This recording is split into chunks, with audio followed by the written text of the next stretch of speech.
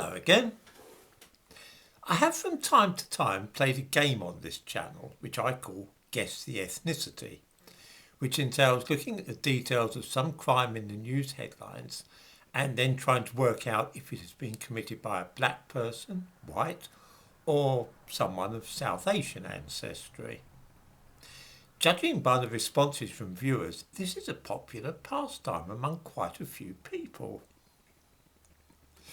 I played it when I heard of the shootings on the New York subway last month. Something about this crime suggested to me that it was a racially motivated attack by a black man, and so it proved.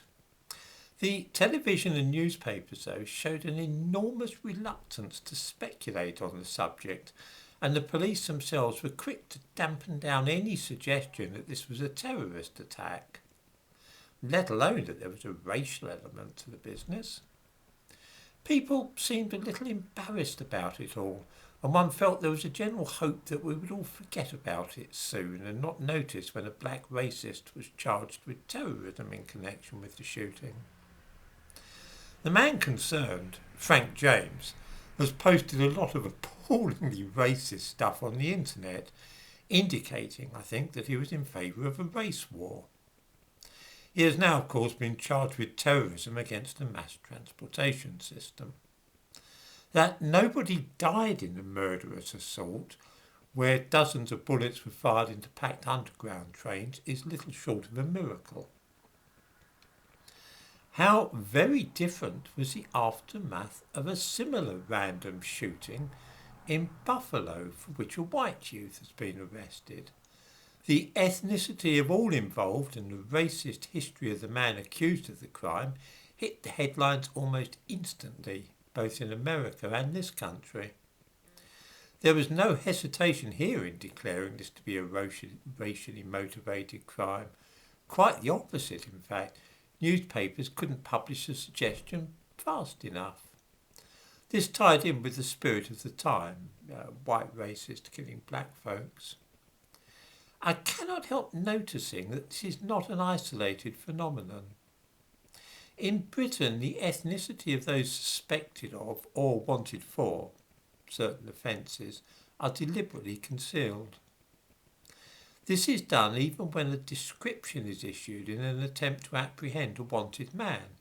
A description might, for example, be for a 6-foot-tall man with dark hair and a beard. No mention will be made of the fact that the suspect is black or of Indian heritage, which makes the chances of anybody recognising the wanted man from the description issued almost non-existent. It's difficult to avoid the feeling that a double standard is at work here. White people are immediately identified and, where necessary, denounced as racist, but everybody seems very timid about doing the same when it comes to black suspects. I might mention that official records and statistical analysis are full of the same kind of evasion. Anybody trying to find the ethnicity of those in Britain convicted of certain offences will have great difficulty in establishing the origins of those found guilty. I'm thinking here of certain types of sexual offence, for example. It can hardly be that the police and government do not have access to this information. After all, the monitoring of ethnicity is practically an obsession these days. It is rather that those particular figures are artfully hidden away in some spreadsheet which cannot be deciphered without a good deal of work. Even then, this spreadsheet is not released spontaneously or alone, but is generally hidden away and can only be obtained by means of a Freedom of Information request to the relevant department. I suspect that other people have noticed this tendency as well. I very much doubt that I'm the only person to spot it.